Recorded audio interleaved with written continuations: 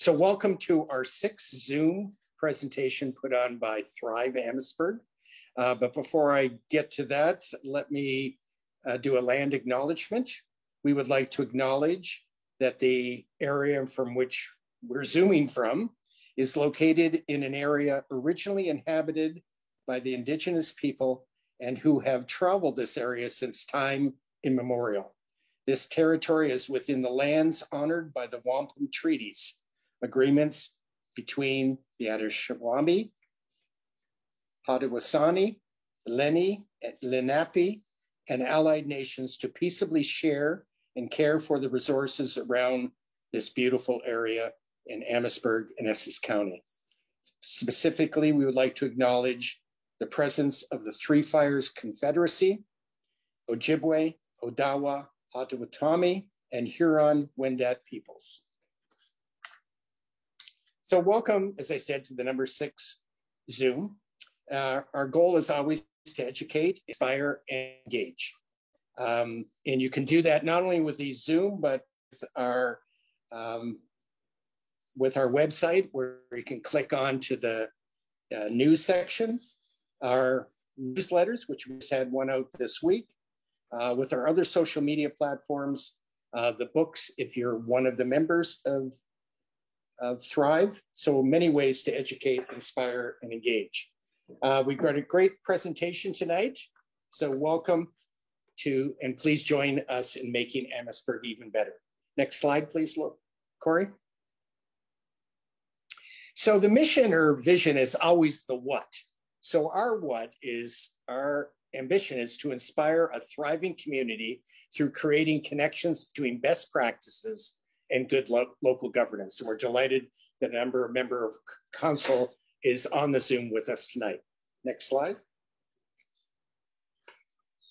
The vision or mission is the what, and the way you achieve it is the how. And we do that with 6 values. A Thrive definition is to prosper, to be successful, to flourish, and to develop. And that's what we want for Amherstburg. Our 6 values are timeless, healthy, relevant, inspired, valued, and engaged. And we believe that all 9 of our initiatives are consistent with these 6 values. Next slide, please. We would like to remind you of our approach. We believe we're a very disciplined approach. We're evidence-based, and that's how we want to make our decisions. We're very interested in international best practices, and we always believe in the science. And the other difference is we're really determined to always being positive. Next slide, please. So placemaking, placemaking is a multifaceted approach to planning, design, and management of public places. It's capitalizing on local assets, inspiration, and potential. So we believe that all 9 of our initiatives are consistent with the definition of placemaking. We believe that our community will, with the help of the collective, will champion initiatives publicly and ultimately directly to council. As we all know, the 2021 budget is set, so we're not counting on any of our initiatives asking for any monies during this budget period, but we would really like to definitely influence priorities and spending for the 2022 budget. And if I could have the next slide. And what I've done is, if you saw Jason's presentation with the Amherstburg Community Foundation, he used a number of quotes, and I really like this one. So when you talk about budgets, the truth about a town's aspirations isn't found in its vision, it's found in its budget. This is Brent Tottenham, one of the best planners, definitely in Canada and around the world. Next slide, please. So let me introduce you to our speaker tonight, Jason Thorne. Many of you have seen him speak already. He's General Manager of Planning and Economic Development for the City of Hamilton, a really full plate. 2 years ago, he did speak to us, and I recently gone back and looked at that presentation. He gave 40 ideas that could be considered for Hamilton, or pardon me, for Amherstburg during that presentation. And I went back and looked at them and it's very easy to imagine 20 we could adapt. Now he runs, he's very responsible for doing all this in Hamilton, which admittedly is a city of 400,000 people. But you know, one of the things we'll talk about, Jason will talk about, is how you can adapt ideas from large communities and scale them back to fit someone, a community like Amherstburg. His title is his perspective on Thrive's 9 initiatives. Now, I asked him to critique our 9 initiatives. He said that sounded a little negative. So what he's going to do is talk about, you know, are they good? Could they be better? Anything we should think of? And give some context. So he's going to do that. And we welcome Jason back, this time virtually, to Amherstburg. And, you know, Jason will speak. And, you know, we always say you're welcome to ask questions during the presentation. This time, I think it would be really good. So after each, Jason's going to go through each of our 9 initiatives, and we'll pause. And it's a time to ask questions about that. I've got a couple questions for Jason. But we hope that you ask a lot more than me. Next slide, please.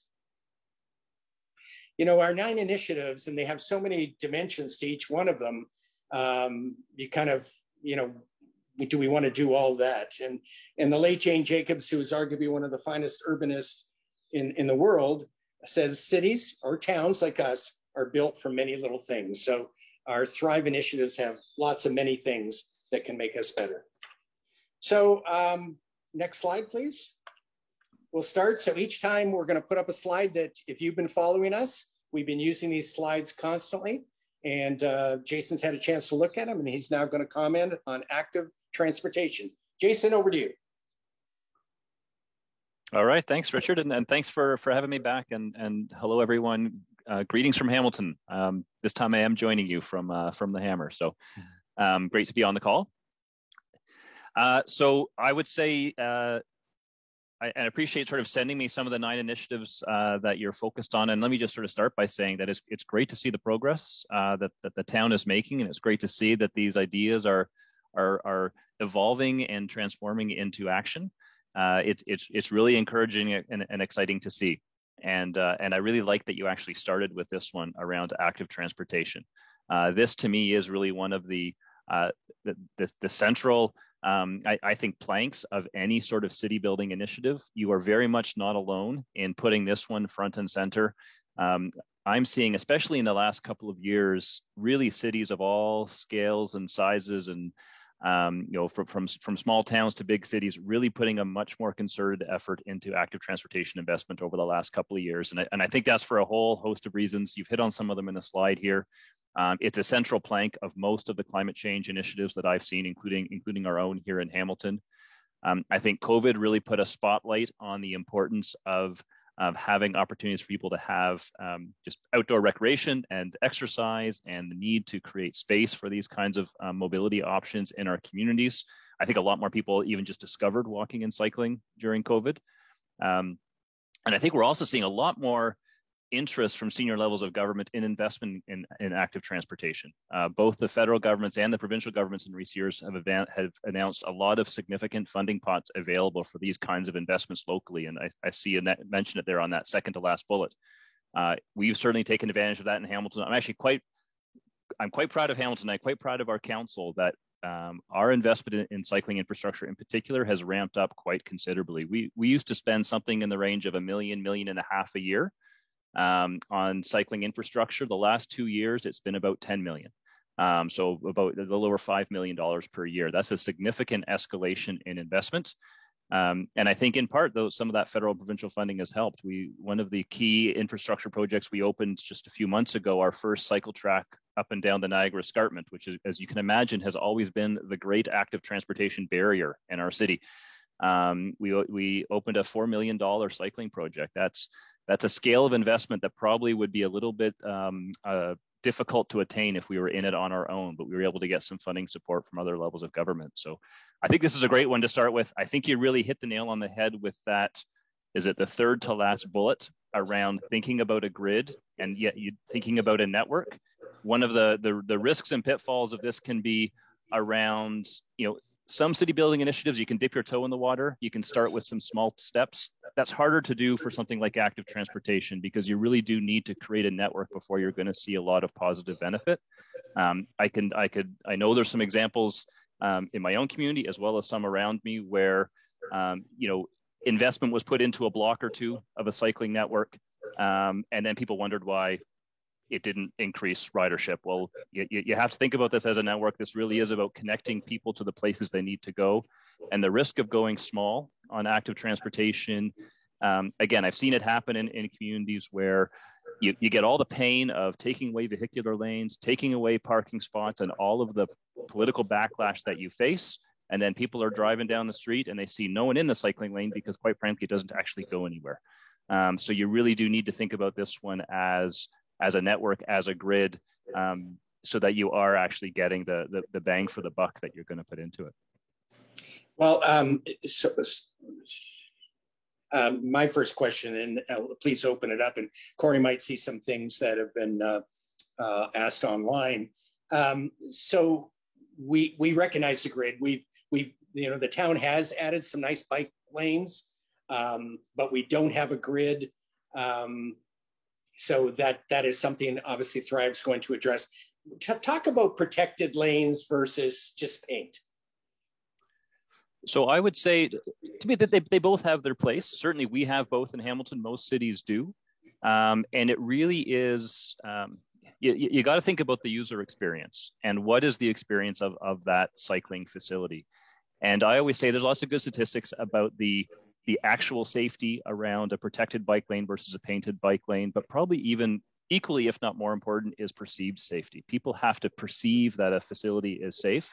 And that's where I think you get a lot more benefit out of, in your higher traffic areas, trying to have that physical separation from traffic. And that physical separation can take a variety of forms. I can say in Hamilton, we have everything from just pylons to temporary curbs to permanent curbs to grade separated, where the cycling facility is sort of above the curb, more like the sidewalk, and is sort of adjacent to the sidewalk.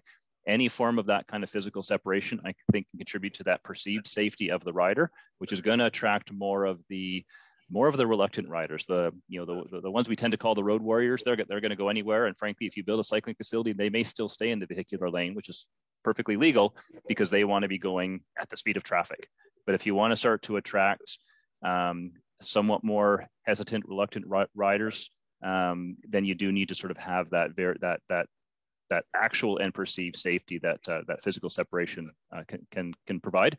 But I would say you don't need to think about that in terms of, in my view, on every single road and every single street. It's really some of those key spines of your active transportation network, especially those spines that have a lot of interaction with vehicular traffic. That's where you want to focus. That's certainly where we have focused. On some of the smaller residential streets, I think you can, a painted bike lane can actually provide at least that, that space for cycling, and when you don't have kind of cars whizzing by at 50, 60 kilometers an hour. So do we have any questions from the group? Corey, anything online that needs to be answered? Yeah, there's a question here. Excuse me. What are some of the key facilities bike lanes could be connected to or should connect to? That's a great question, and that's actually a question that doesn't often get asked when initially planning out a cycling network. So it is a good one to start with. What tends to be good trip generators for cycling facilities, schools is obviously one. In Hamilton, our university is a big draw, as is our college. Your employment areas, for us, the downtown, the office, sort of the office cluster we have in our downtown area, those are good generators of cycling traffic. You do have to think differently. I know sometimes this can be a challenge for some around, well, what about all the off-road trails and pathways we have? Those are excellent, and it's great that municipalities have those, but they serve a very different purpose. The recreational cycling trip versus the commuter cycling trip, it's a very different market and a very different set of needs.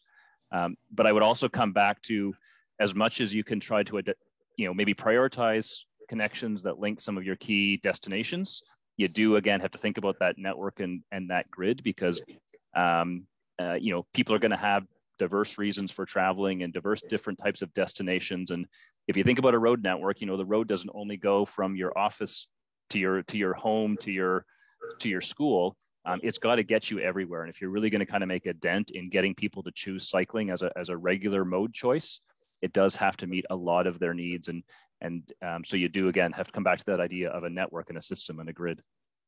Great. Corey, got anything else before we move on? Richard, I'd like to speak or ask a question. Sure. I'm going to talk about, Amherstburg's got communities within the municipality, and my biggest, issue is, and you talk a bit about, a grid and, to get from one area to another. And I think that's somewhat important, how we interconnect our communities. It's not just, my biggest beef, I sit on the regional government, and my biggest beef is of late is they pave shoulders for, active transportation for what I call roads that are more farming community related as opposed to residential related. And, for me, living in one of the outlying municipalities, I don't have that access, immediate access. That road's 3 miles away for me to get to, to use what we call the active trails, as opposed to build from, when I say you build from within and go out, where you build where the people are and then you go to the outlying areas. But if you just build all the roads of the outlying areas, well, nobody's going to want it, nobody's going to drive through 3 miles down the side of a gravel road or a busy road to get to these things. So I think some of the approach that we use in terms of building from where the high density is to the lower density and expand that grid so that we can go anywhere. I should be able to go from McGregor to Malden or to River Canard or any of these other communities, through the grid pattern that you talk about. But sometimes the focus of how we do things, I question, like again, the paved shoulders for bicycles on roads that are mainly farming community, type roads.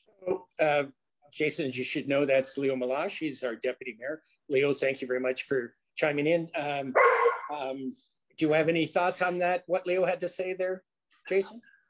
I do, and I think it becomes a question of what is sort of that scale of a grid, and maybe I should elaborate a bit on that, because of course a grid could mean you're connecting every point to every point. Ultimately most cycling networks will seek to achieve that at some point, but in terms of what you prioritize, if I understood the question correctly, I would tend to agree that if your goal is to capture more of the day-to-day trips, then you want to focus that grid into the area where more of those day-to-day trips are happening. For most, I think I saw a question come up on the chat in terms of what's a typical commuter, what is a commuter trip that is best able to be captured through cycling. Typically what I've seen is the rule of thumb is somewhere in the 3 to 5 kilometer range is where you've got a good chance and potential to capture more of those kinds of trips by cycling. So if you look at kind of what that grid looks like in a community, that might kind of help with scale. I still like the idea of, you do want to have the broader community connected. That's to me where you start to look at more of the trail system. Those are maybe not trips. If you're talking about a 10, 15 kilometer connection, that's not a trip that very many people are going to do on a daily basis. That's a great recreational trip, and looking at a recreational trail system to connect all of that, I think is wonderful.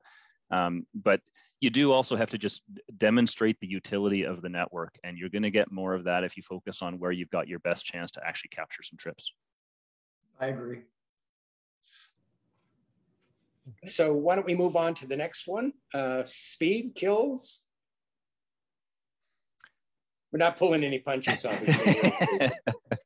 Yeah, and I think you mentioned there's a couple councillors on the line, and I'd be curious if it's the same politically in your community as it is in ours. But traffic, speeding traffic, reckless driving, careless driving is probably one of the things that crosses across every aspect of the political spectrum in terms of concern. It is an urban, a suburban, and a rural issue.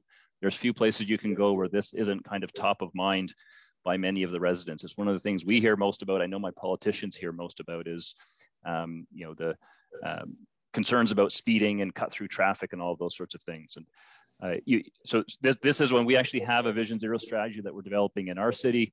I think you've got some great ideas here that focus on, I'll call it the sticks of addressing speed, and I think that's part of it. We certainly have had some success with automated speed enforcement with red light cameras. We actually reinvest a significant portion of our red light camera fine revenues into other Vision Zero initiatives. What's maybe missing a little bit from this slide is, it's one thing to use the stick of enforcement and fines and all that sort of thing, but there's also more the carrot of the design speed of the roads that you're building. To me, it doesn't serve much purpose if you're going to lower the speed limit on a road that looks like a runway, because frankly, people are going to drive to the design speed more so than they're going to drive to whatever that sign at the side of the road happens to say. This is an area where we're just starting to do some work in Hamilton. We've developed, and we're out for consultation right now on what we call our Complete Streets Guidelines, where we're really starting to think more about what is not just the posted speed limit, but what is the design speed of the road. And what I mean by design speed is, if you're building a local street, you want to have a lot of friction on that street. You want to have bump outs at intersections. You want to have perhaps narrower lanes.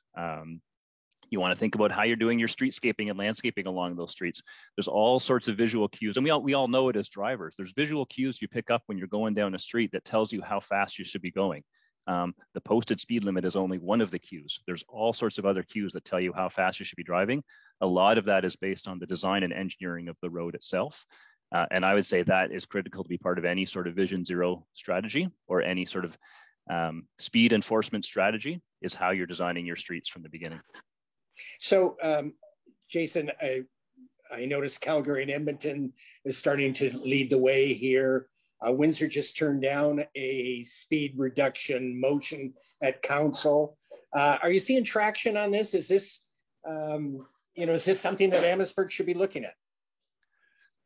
Yeah, I think there's merit in it. I think there's traction in it. We have been identifying I forget what the traffic people call them, the community safety zones, where we're lowering speed limits. And like I said, we've just, I think it's been a little less than a year that we've had our first automated speed enforcement cameras out there. And interestingly, when we did our first, I'll call them photo radar. I don't know if technically they're called automated speed enforcement now, but when we put our first photo radar cameras, I think we had estimated we'd get about 25,000 tickets a year. And in one of the first months of operation, we were over 10,000 in a single month in terms of the tickets. And not that it's all about tickets and revenues. We also were seeing evidence that average driving speeds were going down in the area where we added that photo radar. So I think it definitely serves a purpose. I think my only sort of caution on this particular slide is you've got kind of you got one side of the coin here. Don't forget the other side of the coin, which is the actual design speed that you're building into your engineering standards. Corey, do we have anything that? Yep, there's a question in the chat here from Lyndon. What types of streets or areas do you think would benefit from a speed reduction? Quite frankly, probably all of them. And, I know where we have focused in Hamilton in terms of our speed limit reductions have been in more in the residential neighborhoods. Typically if there are schools in the area sort of sensitive uses, seniors' homes, those sorts of things have been where we've been prioritizing, because it's going to be a multi-year rollout in Hamilton. I'm sure it will be for you as well. So we've tended to prioritize those sorts of areas. The benefit of thinking about design speed is you're factoring it in from right from the beginning, and you're designing your street to the kinds of speeds that you're kind of looking to achieve. So I don't know if that answers the question or not.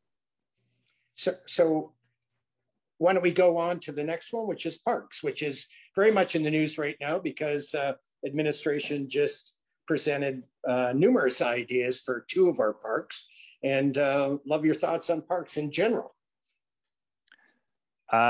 Sure, and I actually gave a talk shortly after all the COVID and shutdown. So it was maybe a couple of months in, and I was asked the question about what will be one of the greatest legacies from an urban planning standpoint of the experience of going through the pandemic, and the answer I gave was people really revaluing the importance of public space and parks and green spaces and outdoor amenity spaces. I think especially at a local neighborhood scale.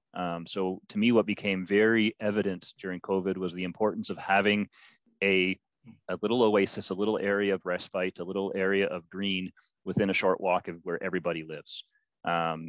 In addition to sort of the broader regional scale, you guys have a wonderful waterfront, that kind of space, super important as a regional draw, but having something in each and every neighborhood that people can kind of get outside their home and have a little space to breathe.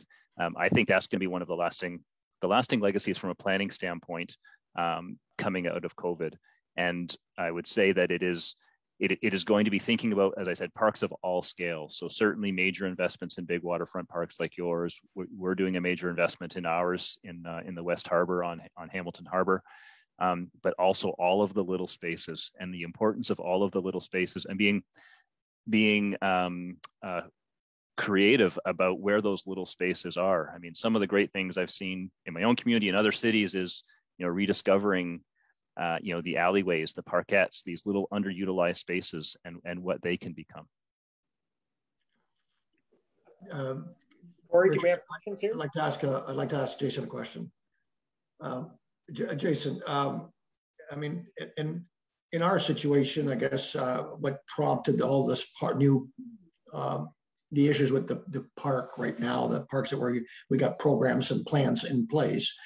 But does a city like Hamilton subscribe to formulas and how ours led to we've on a per capita basis had what we've determined at the time excess parkland. You get to a point where maybe you have too much, and what is too much? I mean, yes, people seem to be falling in love with their parks today more than ever, and whether COVID has brought some of that upon. But how does Hamilton deal with when is enough? Considering without considering expansion, because expansion will attract additional parks in a local region. So we do also, most communities do have sort of a formula, so you can identify what are your overserved, adequately served, underserved areas. So we do have that kind of consideration in terms of how we prioritize park investment. It's a really important lens to put on park investment because lots of good literature out there about the sort of putting an equity lens on park investment and how many cities and communities tend to have higher concentrations of park in your wealthy neighborhoods and lower concentrations of park in your poorer neighborhoods, and making sure that you're aware of that. And targeting some of your park investment to the areas of greatest need. So I think having that kind of, you had the slide at the beginning around evidence-based, having that kind of evidence-based approach to where your areas of greatest need are, and they aren't always the area where the most vocal advocates are. Sometimes it's actually the opposite. It's the area where the most sort of underprivileged and marginalized are, and the people who don't have as much of a political voice are actually the areas of greater need of park investment. So that's why I do like to have that kind of mathematical evidence-based approach to where the areas of need are, and I think there are areas that are that can be overserved by parks, and there are parks that I think can be oversized, and that is something to think about. It's not always the most popular thing. We're going through a debate right now in Hamilton where we have a green space that's not it's not a park, but it is a green space that has been enjoyed by some of the local residents that's being turned into development, raising some funds for affordable housing. Those are difficult conversations to have, but sometimes it's the right move. Thank you. So I see Dylan asked a question about, and I just captured it, so Dylan, you could repeat it. But what amenities are you seeing in parks today? So there's a little bit of everything, and the one that I think is becoming more and more important is parks as cooling areas. So shade areas, splash pads, misting stations, those sorts of things I think are increasingly important. I think it's one of those things that there's a danger a little bit when, in the era of Twitter, when you see what all of the other cities all over the world are doing in terms of parks and everything, you kind of think, oh, that's really cool. We should do that here. And, oh, ping pong tables are the thing. Or, whatever the kind of the most little sort of dazzling Instagram photo looks like in any given week. And I think you got to be very careful about that and really just go back to the basics of responding to the needs of what the people in the neighborhood are saying they want. I will just add that especially in larger regional parks, urban areas, more parks that are drawing from a regional area, I'm actually a fan of having some commercial activity within parks as well. I think, in Ontario and Canada, for some reason, we tend to shy away from that. Like, you shouldn't have commerce in public space and you shouldn't have commerce in parks. Sometimes I think there's nothing better than an ice cream stand or a cafe or something like that within a park. I think it adds great value and interest to the space. Okay, so why don't we move on to climate change?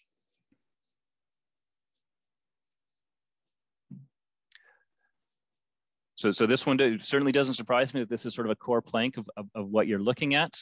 Another one of those things that, again, pretty much every community of all sizes are starting to develop these climate change action plans. We have done ours that identifies a whole host of actions.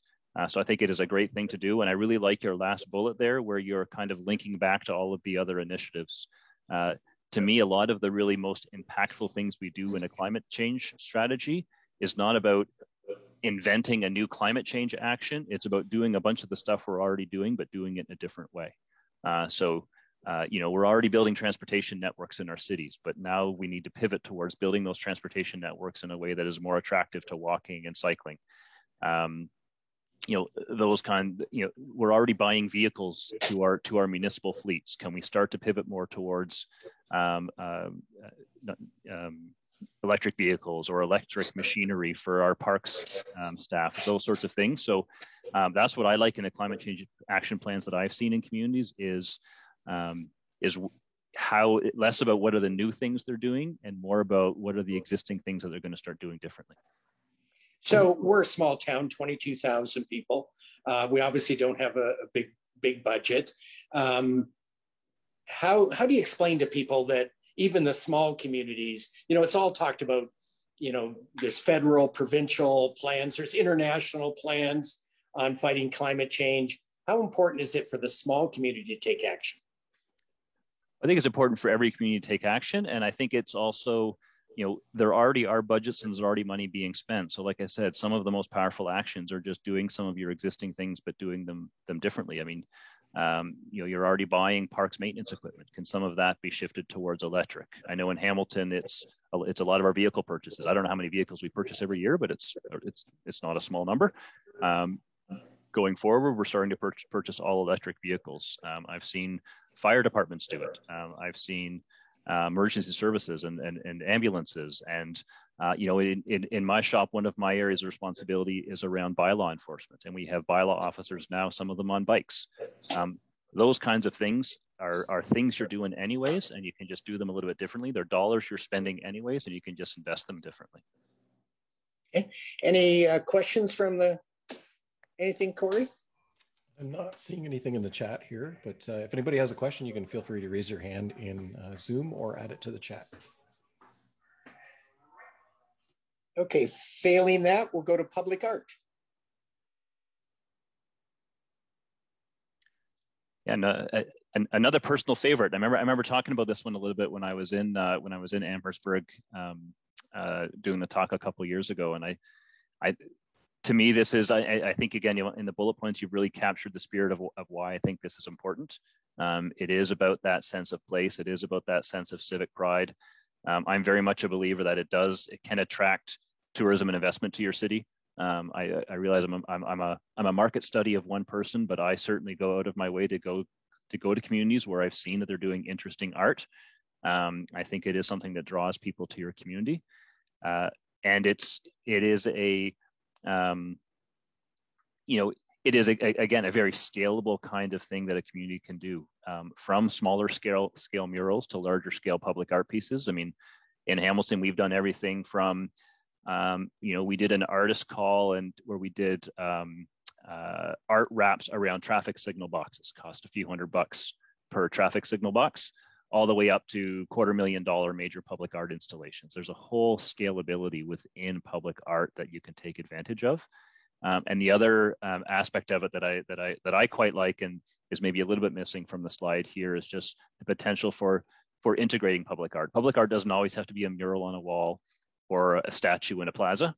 In fact, some of the best public art I've seen is really just integrated with other types of investments. So, you know, again, every community already buys benches for your parks. That can be a public art opportunity. You know, I use our traffic staff actually was doing a neighborhood welcome sign for one of the neighborhoods in our city, and rather than just go to the print shop that they always go to and spit out a welcome to the North End neighborhood sign, they did it through a public art call. Did not add significant cost at all to signs they were going to put up anyways, but they had local artists propose ideas. They did a juried process. They selected one. They put up the signs. Not a significant cost increase over what they were going to do anyways. And yet it's now this lovely, lovely gateway signage into the neighborhood just north of me.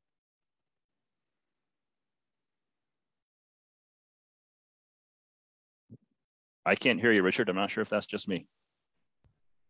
I just asked Corey to put the next slide on, because I think it talks to this point. So, this is, I researched this artist and he just, and this author, and he very much believes in the beauty and importance of art. And, a city has taken time to dress itself well, is aware of itself as a work of art, and it's beautiful to citizens. So a lot of people, if the town invests in art, a lot of residents would say it's frivolous, we're wasting money. And listen, some councillors will take that position too. How do you answer that question? Well, I think there's always going to be a bit of that. I think there's always going to be a constituency that thinks that investment in beauty is not something that taxpayer dollars should be wasted on. That's a straight fact of life. There's always sort of constituents who think that governments should be in the business of picking up garbage and filling potholes, and it should end there. I more am in the lines of Pierre Giorgio de Coco, he was a poet, the poet laureate of the city of Toronto. Actually, he just passed away recently. That there are ways that there are ways you can introduce beauty into community that does not have to be incredibly expensive. In Amherstburg, you don't necessarily have to spend $250,000 on a major public art installation. It can be done through some of the things that are more integrated with stuff you're investing in anyways. And I actually find some of that can be some of the most beautiful things that a city can do. And I'll come back to the traffic signal public art wraps that we did. One of the lowest cost public art initiatives we did, one of the ones that we've heard some of the best feedback on. We just did one recently where around all of our healthcare facilities in the city, we had an artist call for artists to design public art pieces that celebrated healthcare workers. And we selected, I can't remember, 20, 30 different pieces and created the vinyl wraps around the traffic signal boxes. In part, it's an anti-graffiti strategy, but it's also a beautification thing. That's not a big ticket item. And we've got really good neighborhood community responses on that, probably more than when we spend $200,000 on a public art piece in a plaza. So move to the next slide. So we know from research that one of the reasons people like Amherstburg, residents and visitors, is we have heritage. And actually our research from the Amherstburg Community Foundation said it was ranked number 3. So talk to us about the importance of heritage preservation. Yeah, I can see and appreciate why this is a significant one for Amherstburg. It is for us as well, because we, like you, have a pretty significant heritage building stock within our community that really adds, in my view, it adds a great deal of identity and character to our city. And having been to yours, I think I would say the same thing about your community. And is something that, my opinion would be you can't simply rely on the benevolence of property owners to hope that heritage will always be preserved and saved. There is a role for government in that. I would say both through the regulatory process. We've put a lot of energy in Hamilton into getting our heritage building stock added onto our what's called the Heritage Registry under the Ontario Heritage Act. We're something around, I can't remember right now, about 2,000 buildings over the past 4 or 5 years added to the Heritage Registry. The great benefit of that being that it gives you some control over demolition. So it means that if somebody's going to demolish a heritage property, if it's on the registry, they've got to give you 60 days notice, which otherwise you can move to demolition within days. And so that, a community can then assess, is this something they want to advance to the next stage of protection, which is heritage designation. Again, we've been adding a number of our buildings to our designated list. Those are important regulatory instruments that every municipality has at their disposal. It's an authority under the Ontario Heritage Act. But there's also, again, the carrots and the sticks. That's the stick. On the carrot side, we put quite a significant amount of municipal investment into grants and loans and incentives for the preservation of heritage buildings and the restoration of heritage buildings. So I do think a heritage strategy does have to think about both of those aspects. So you get, a lot of people don't want to be under these controls because they worry that they want to renovate their house, or they're worried about saleability when they put it on the market. Talk to how to overcome that pushback. So that's partially about the carrots. So I can tell you the kinds of programs that we offer. We do offer for designated heritage buildings. We offer grants. They max out. They can be significant. They max out around $150,000 for a significant restoration of a heritage building. So that's a pretty significant municipal investment. We offer things like we exempt, if you're doing an adaptive reuse of a heritage property, we exempt that from paying development charges. That's also a pretty significant financial carrot. We try to do, another carrot would be, we do heritage recognition. We do a heritage awards program to try to honor and celebrate those people who are doing great things to protect heritage stock in the city. But quite frankly, sometimes it's more the stick, and we have had a number of instances in Hamilton where, for fear of a building being either demolished or neglected, it has been added. Council has made a decision to designate it as a heritage property in order to make sure that it's protected. And the vast majority of times that's done with the full support of the property owner, but not always. Sometimes it is not what they want to see happen, but there's a broader public interest at play. And I know my council has done a few times where they've designated properties where the property owner may not have been supportive, but where they saw that broader public interest. Okay, good answers. Questions from the people watching? Questions online, Corey? Yeah, there's a question in the chat. In what ways do you believe a municipality can make the most of its historic sites? So we have a few that we actually own and manage as a municipality. One of the divisions in my department is the division responsible for culture and heritage museums, and hopefully some of you are familiar with Dundurn Castle being one of our more famous ones, Battlefield House, where the Battle of Stony Creek was. We've got some very well known ones. We also have some lesser known properties. And I think as much as possible, making them, it's been one of the most heartbreaking aspects of COVID, about that so many of them have been closed for so long and not accessible to the community for so long. But outside of COVID restrictions, that team and that staff has done some amazing things to make those sites open and accessible to the public, and also constantly inventing and reinventing programming and activity around those sites to bring people in. One very cool one that we actually did was an initiative of one of the city councilors put it on the floor, I want to say 3 or 4 years ago, initially as a pilot project, and it is, I don't know if it's officially been made permanent, but it has certainly never ended as a pilot, is free admission to our heritage museums with a library card, which is a bit of a partnership between my culture team and the library board. It showed positive impacts because it had more people signing up for library cards. We saw some of our attendance go up.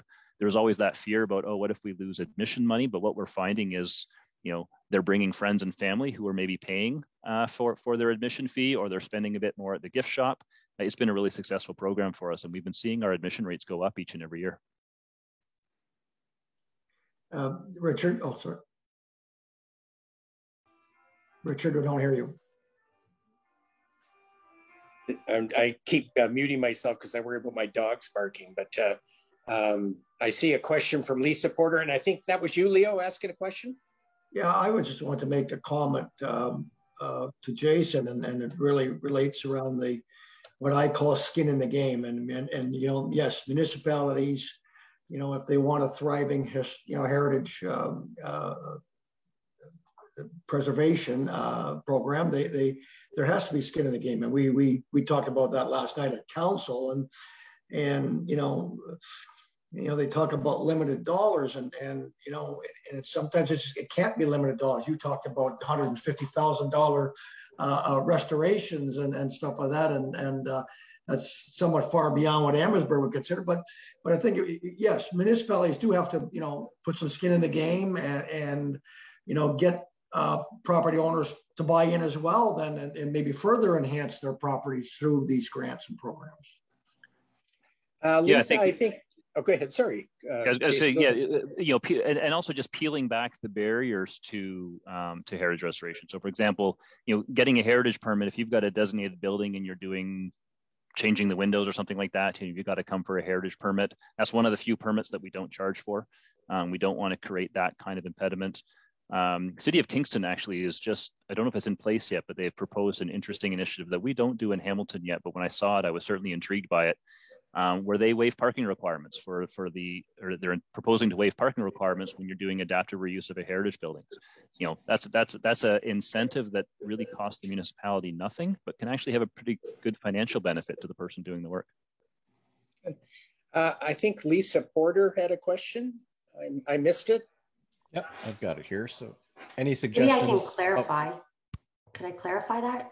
Yeah, go ahead, Lisa. Yeah. Sorry, I mean, I know and this is maybe a difficult kind of question, and maybe I'm not wording it properly either, is, you know, we're using like heritage preservation with regards to infrastructure. But obviously, I think with Amherstburg, one of the things that, you know, is important to us is to make sure that there are negative aspects with regards to even the town name, Amherstburg. And so how do we embrace that? Is it, and maybe it's too difficult with regards to just saying, you know, one of our goals is heritage preservation. Is there a better way for us to word that it's more infrastructure based, and so that we're not sounding like we're preserving sort of negative aspects of our heritage, if I will? Does that make sense? Or maybe you mean addressing is another way of saying it, Lisa? I don't know. I was asking if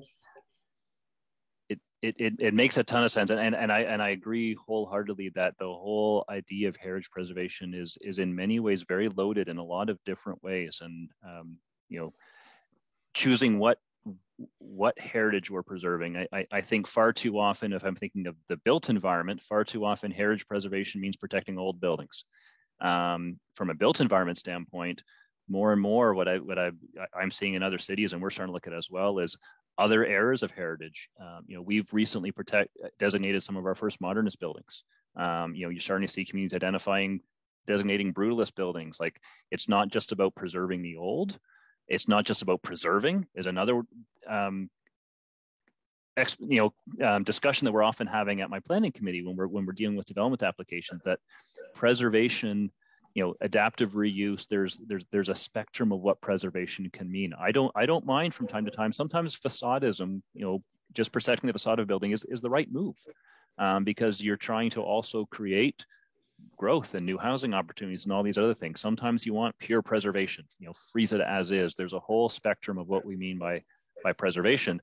And then if you think about getting beyond the built environment, and the question earlier about sort of our civic museums, we're doing a lot of thinking right now around the stories we're telling around those museums. I mean, far too often, you know, take, for example, the story of Dundurn Castle, you know, a wealthy Hamiltonian and the life that they lived and the historical impact they had.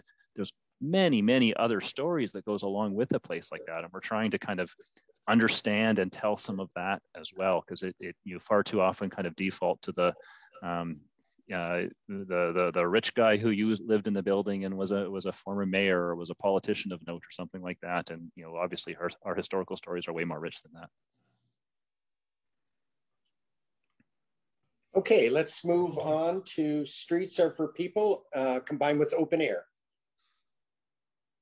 Oh, pardon me, parking. I was jumping across my notes there. You can't skip over parking. No. Parking is the, sometimes I want to rename our planning committee the parking committee, because so much of the discussion we end up having around new development or cycling or anything ends up boiling down to a parking discussion. So it's good that you've put that on the list, because you really can't talk about many of the things we're talking about without sort of tackling this question of parking. I would say the key here is this is one where, again, all sorts of municipalities are responding in lots of different ways. Edmonton got international attention for rolling out their essentially abolishing parking minimums across much of their city. Some municipalities are going down that path. We've done a bit of a hybrid approach. There's areas where we aren't requiring parking as for certain types of new development, other areas where we are. This one, I'd say that it's very important to ask the question why. Why are we rethinking parking? Because it tends to be for a number of different reasons. In some areas, it's about you want to restrict parking supply so that you're encouraging people to take other modes of travel. That's probably less of a compelling reason in smaller communities where you don't have a subway system and a transit system, and you don't have you can't do as many of your trips by walking. I think in smaller communities that's a less compelling story. But what is compelling is, are you looking to reduce the cost of development? The cost of providing parking as part of development can be significant. It can be a barrier. We recently did we've been significantly reducing our parking minimums, especially in our urban areas and downtowns. And just a couple of months back, we have a cash in lieu of parking policy, where a developer can, rather than provide the parking, they can provide cash in lieu to the city, and the city right now can use that funding for providing parking supply through like a community parking structure or facility. So rather than each individual development providing their own on-site, which can be a very inefficient way of meeting parking demand, you provide a again, parking structure or some sort of integrated parking. We're looking to expand that to actually allow that cash in lieu of parking to be invested in micromobility, into our bike share program, things like that. And so in that case, what's driving it is trying to reduce the cost of development, make housing more affordable, incentivize intensification and infill. Sometimes the parking discussion is about space.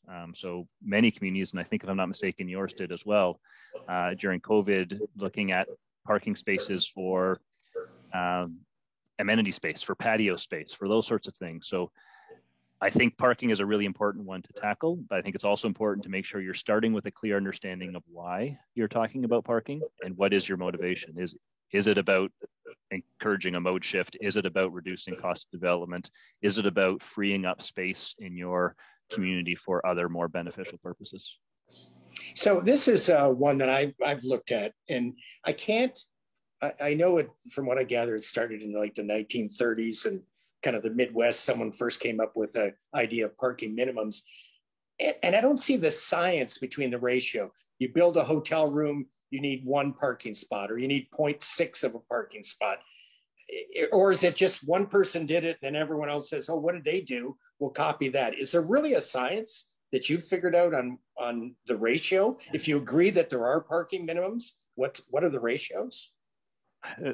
There are those that would say there's a science. There's certainly some evidence behind it, but I would say that there's also been a lot of criticism of that evidence and whether it actually truly bears out. Can you truly say that an amusement park is precisely X number of spaces per square foot of roller coaster? I mean, that kind of thing does start to cross over a little bit into the absurd. And so, unfortunately, a lot of that stuff is very hardwired into our planning theory, and it's going to take some work to pull some of that back. There's also a little bit of it. If you build it, they will come. So, by providing parking, are you encouraging people to drive, and therefore they're utilizing that parking? And if you didn't provide the parking, then you'd have fewer people parking. So it's a bit of a self-reinforcing prophecy. It's also one of the few things that as municipalities and as planners, we actually require. Like the joke is always, in a residential unit, we don't tell you how many bathrooms you have to have, but we can, and how many toilets you have to have and how many closets you have to have, but we will tell you how many parking spaces you need to So I think this is, I think it's an area of planning that is changing quickly. I speaking sort of, personally and professionally, I don't think necessarily abolishing all minimums everywhere immediately is necessarily the right move. But I certainly think questioning why we have parking requirements. Are they serving a purpose? Are they meeting that purpose? Are there better ways to meet that purpose? Those are kinds of the important questions that I think communities need to have. Good stuff. Corey, anything here? No. So why don't we move on? Sorry? Sorry, I'm not seeing any questions here. Okay. Streets are for people, open air? Yeah, and I wasn't actually familiar with the open air initiative that you had done, and it sounds like it was quite exciting. And this ties back to my earlier comment around parks, that I think this is one of the will be one of the emerging legacies of COVID, is people thinking about streets very differently.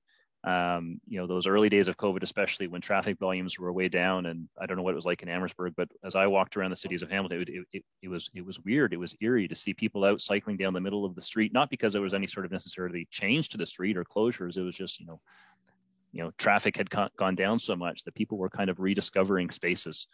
And I think, I think that rethinking of what a street is and what a street is for, I don't think that's, I don't think we're going back to pre-COVID days in terms of how people look at streets.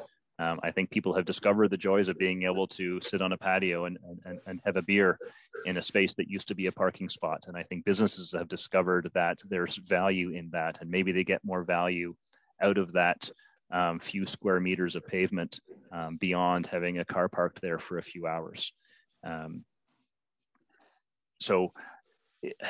Yeah, I think if you're having the conversation in Amherstburg about what are streets for and what is their design and what is their purpose, you're not at all alone in that. I think that's something that every community is thinking about right now. So we said right at the start, we want to be evidence-based, and I'm looking for studies right across the world that actually prove that if you put in the cycling lanes and you close streets, sales go up. Obviously, what you hear often from businesses that, are really impacted, our sales are going down. Have you seen studies one way or the other, or is it unique to each one? I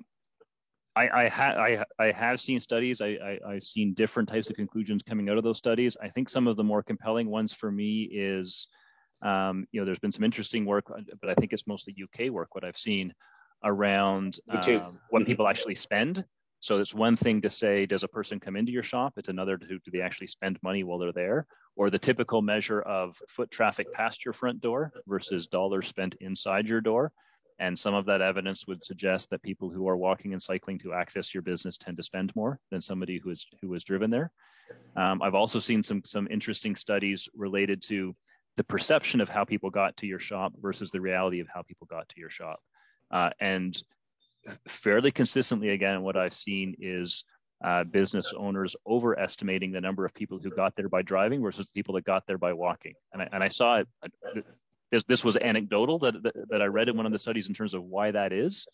And the interesting hypothesis in that study was one of the reasons why that is because if somebody came to your shop and they got stuck in traffic or they couldn't find a parking spot, they're probably going to tell you about it at the counter. But if somebody walked there, they probably got nothing to complain about. So they're not going to come to the counter and say, hey, what a wonderful walk I had to get here today. So it tends to, and you see the car, that the space or two in front of your shop, you see the cars coming and going, and you don't necessarily see the pedestrian and where they came from and whether they came from a car. So there's some interesting work. I would just caution though that it is it is not the slam dunk that it is sometimes made out to be. It depends a lot on the type of your business, and that can be a big challenge in downtowns and commercial areas. It is not that you don't have just one type of business, and certain businesses do have more of a preponderance of customers who are coming by driving. And so we often have with our patio program, for example, we tend to have you get some conflicts between the cafe, the restaurant, the bar. They would love to turn that parking space into a patio space because for them that actually generates more business. For the travel agent next door, or the professional services, the accountant, something like that, they actually value the parking space more. So it's by no means a single answer to that question. Thank you.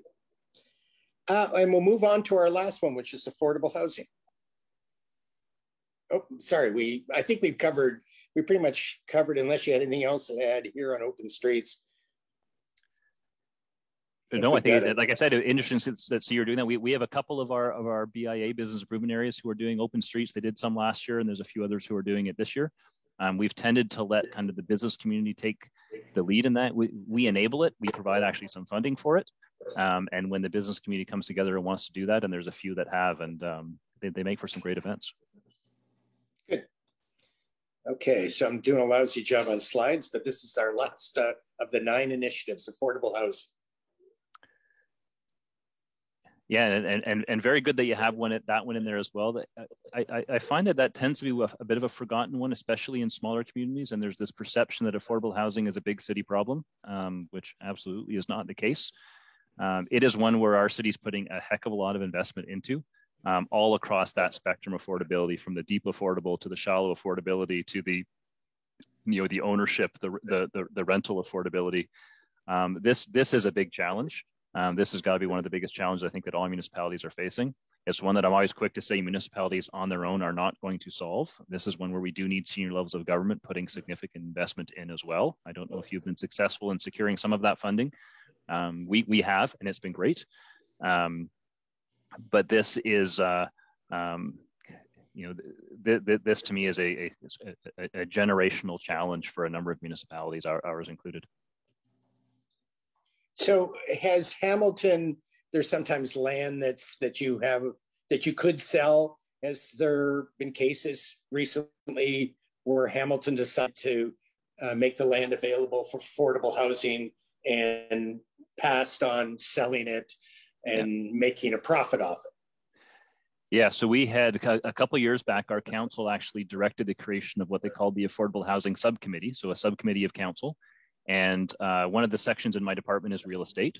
And so they directed my real estate team to review all city properties. I think it was something like 2,000, through the lens of what we could leverage towards affordable housing. And it took a few forms. There's obviously some properties that we said, no, we got to keep that property.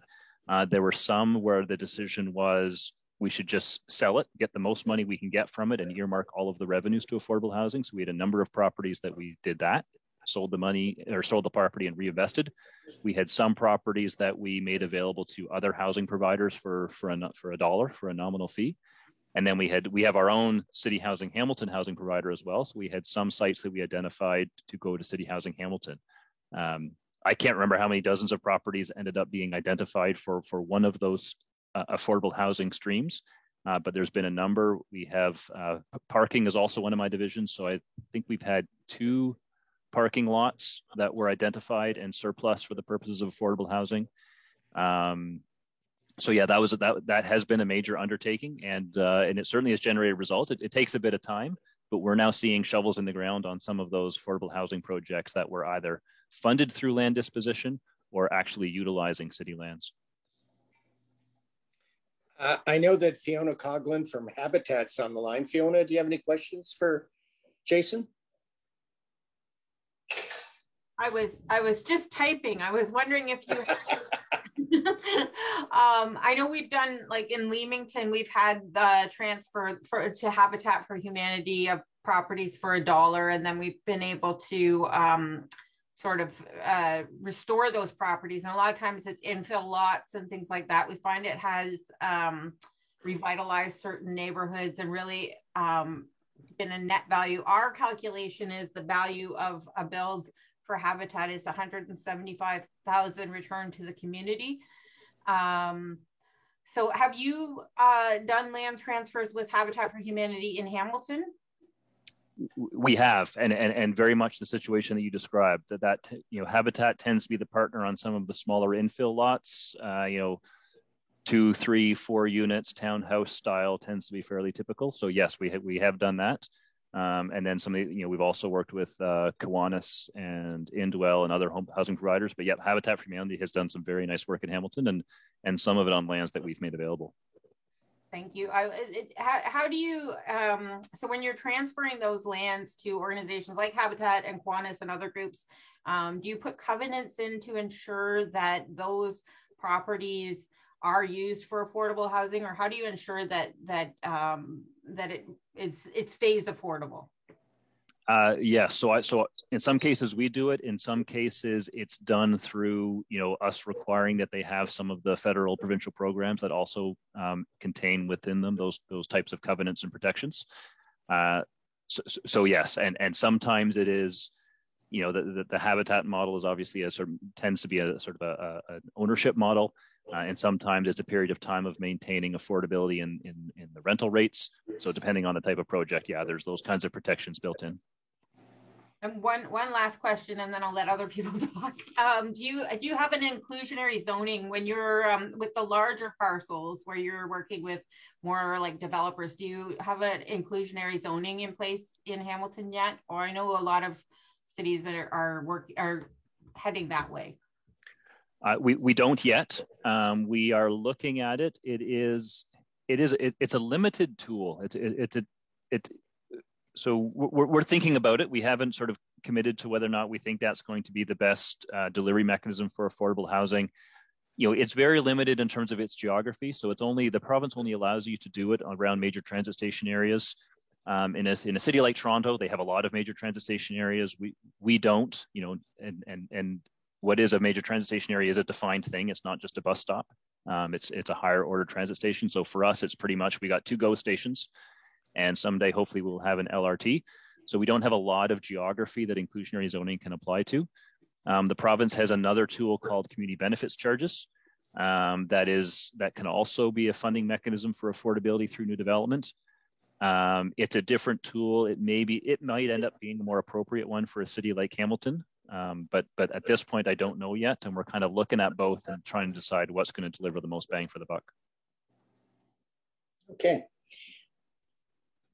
Okay, so we've gone through all 9. I told Jason I was going to ask a couple of final questions. All communities, it's almost human nature to resist change. The acronym is Not in My Backyard. Any advice? I mean, we're no different. We have people that would rather Amherstburg stay the same. To go forward and be one of the best communities, and take in action these 9 initiatives, how do we win them over? Well, that's a big question. And I would say that, of the initiatives as we've been going through them, unless there's something magical in the water in Amherstburg, you're going to get some resistance to absolutely every single one of them. And certainly that, that's the case in Hamilton. That's the case everywhere. As you said, there is some of that sort of instinctual resistance to change, but there's also some really very valid reasons for resistance. There are people who understand fully well the benefits of bike lanes, but they really want those parking spots. There are business owners who do rely on parking supply. There's some valid reasons sometimes why some of you will get some resistance to some of these ideas. I don't have any magical answer for you as to how you get past that. I like that you started off with a slide that talked about being evidence-based. That is certainly a good place to start.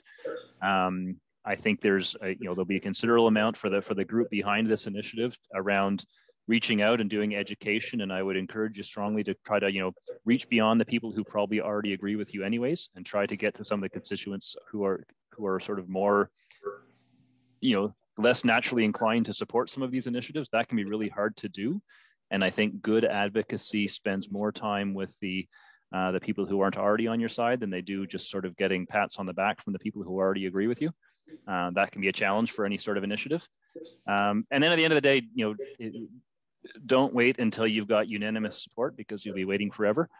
Sooner or later, you got to kind of say, we're going to give this a shot. Okay, my final one. We have a number of members of council here today. Any final advice for them? Because, it always ends up on their plate. It'll show up every other Monday night, and all of these white papers are going to show up on their desk over the next year. Any final thoughts for them? I, I'm not a politician. I haven't tried to be a politician. It is one of the most difficult jobs in the world, in my view. And so probably what I just said previously, that there's going to be some opposition to all of this, probably didn't surprise a single politician on the call, because they know that quite well. I might flip that question around, Richard, and say to the people who are advocating for these changes, think about how you can make your politicians' lives a little bit more easy. And, remember that if you're going to do something like remove parking spots or call for investing tax dollars in heritage preservation or parkland dedication, it's not the advocates' phones who are going to ring. It's not the advocates who are going to have to spend 45 minutes on the line with an irate resident who is completely opposed to that initiative. It's not the advocates who are going to be getting questioned when they go to the supermarket about why you did such a crazy thing. That's the kind of stuff the politicians have to deal with. And I'm very sympathetic to how difficult that is. So I would say, maybe again, flipping the question around, is as the group who's trying to champion these initiatives, how can you make your politicians' lives a little bit easier? How can you do some of the heavy lifting to address where some of that opposition is coming from? And the other thing is, a lot of the stuff that you've got on your list here, some of it is going to be taking some risks. You're probably going to get a few things wrong. You're probably going to try a couple of things that maybe don't work out quite so well. I would say, don't leave your politicians hanging. If they're going to take some risks and try some things that don't work out, don't cut their heads off when maybe some things don't go as planned. And maybe the last one, and I realize I'm not talking to the politicians on this one, I'm talking more to the citizens. But I don't know how it is in Amherstburg, but it's something you very rarely see at a council meeting, is somebody coming forward and asking to make a delegation because they want to say thank you. They want to say, hey, that thing you did 6 months ago, that worked out really well. I'm glad you did that. That's the end of my delegation. That kind of thing can go a long way as well. Everyone likes to be thanked. And I'd like to thank you, Jason, for coming back virtually.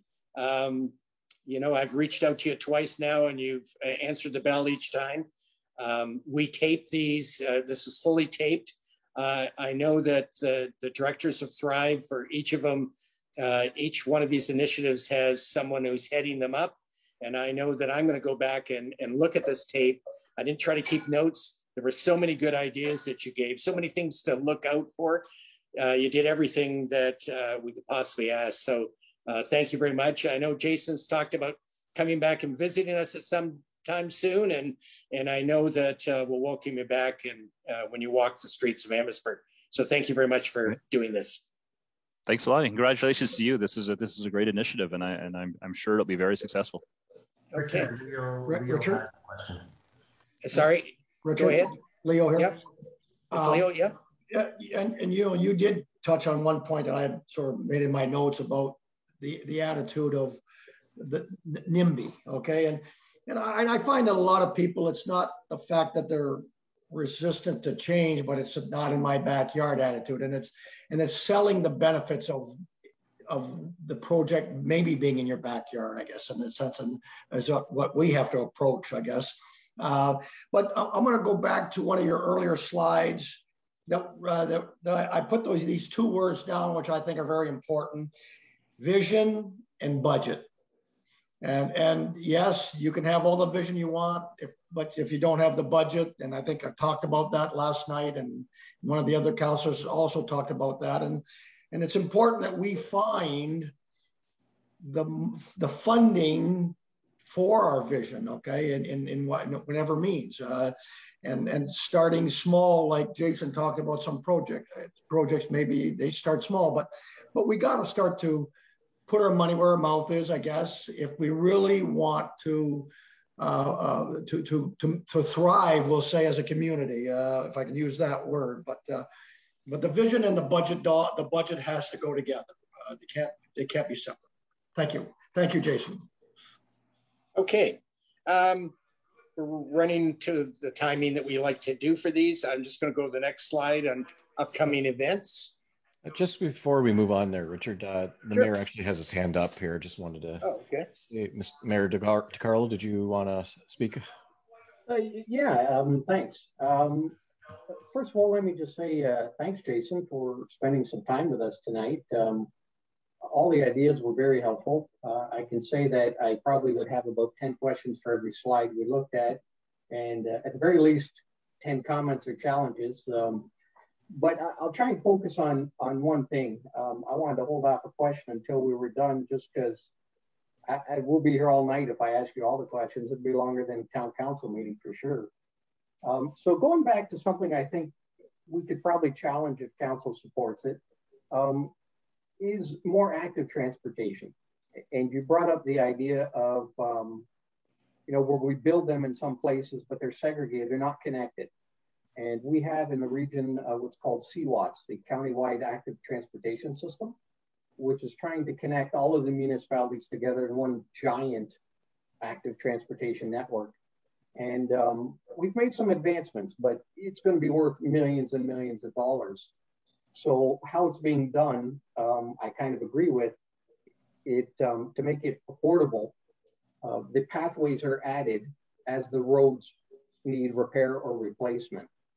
And so now on a municipal level, realizing that it's always going to come down to budget for probably the majority of people.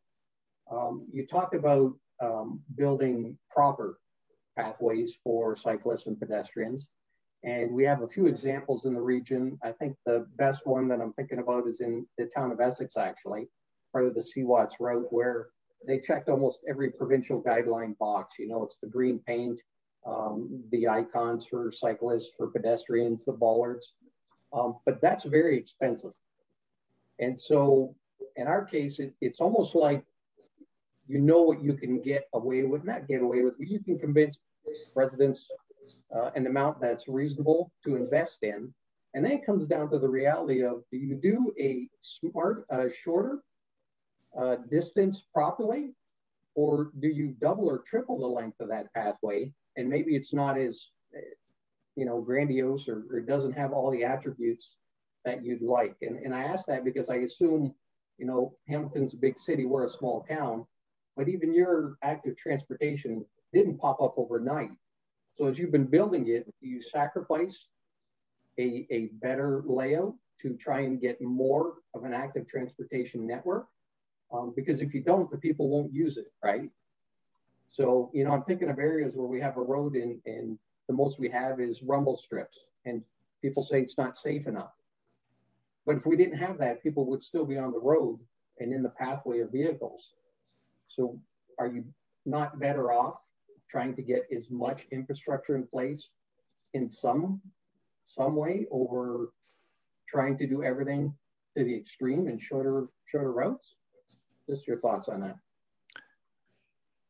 Yeah, and it's an excellent comment, and very much one of the conundrums of building out an active transportation network. And it's one of the reasons why I said at the top that it's, to me, there's a lot that you have in your presentation here of stuff that can be done very well with small steps and incrementalism. Active transportation is a tough one to do that way, because, like I said, if you just build one little segment and you spend a lot of money and you build it really well, no one's going to use it, because unless someone is just riding that one segment and that's the entire trip they want to make, that network is really important. We, very similar to what you just said, if you read our cycling master plan, I can't remember how many dozens of projects in there that ultimately will form the network.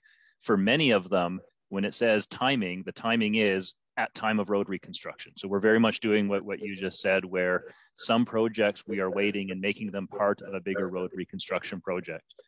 So I think that is an important part of the implementation strategy. But I would say when it comes to cycling networks in particular, you got to make some big steps as well. And we did a couple of those. So one of our first big steps, it's on Cannon Street. It was a 3 kilometer, our first kind of physically protected urban bike lane. We spent about $500,000. That was a big step for us, because it was a big piece, and it was a piece that was big enough to actually start to draw some riders to it. And each year there's probably 1 or 2 or 3 big pieces that we're doing that are not being done just because it was time to reconstruct the road anyways. They were very intentionally funded and budgeted and planned as an active transportation and cycling investment. So I mentioned that $4 million project up and down the Niagara Escarpment. That was a very big step for us. That was a big investment. Most of the ones are nowhere near that kind of budget level. But I would say that the question of, is it better to build lots of linear kilometers of cheaper, paint on pavement. And I would say often not, to be perfectly honest, because if you're really looking to attract riders, you got to think about what is the thing you're going to attract riders to. And you're not going to attract huge amounts of riders if your entire network is just painted bike lanes. That's a small percentage of the people who are willing to get on their bikes and ride. For some streets, that's perfectly fine, as I said, and that's a good strategy. But I, for one, am not a fan of measuring your success in delivering active transportation based on linear kilometers of bike lane, because linear kilometers of bike lane does not speak to quality. And you do, I think, to really be successful, have to have part of your, at least your core network. And again, not every street, but part of your core network has to be something that's going to attract riders who are frankly just not comfortable even with the painted line between them and the vehicles. Thanks. Okay. On to the next slide. So we're not stopping tonight with our 6. We're doing a couple of things. There's a term called tactical urbanism. It's an idea that you test something. It's not permanent, to see if it is worthy of permanence and investment. And we're going to be doing something on Richmond Street on July 25th that will test the concept of making a portion of Richmond Street for kids. So that's coming up on the 25th. There's no charge. That will be in the spaces that are already free of cars on Richmond Street. What is placemaking? We talked about placemaking. It's a term not everyone's familiar with. We have a very experienced individual who's done a lot of work in Michigan, and he's going to talk about what is placemaking. We're going to do a heritage walk on August 8th. Meg Reiner is going to take 2 tours around buildings that are buildings of interest to talk about their history and what's happening with them. And then finally, one of the books that is available to members of Thrive is Walking Home, and the author is Ken Greenberg. I'm not sure if he's coming in person yet or on Zoom, but those are the 4 presentations we have coming up, and you can get the information on thriveamherstburg.com. Next slide.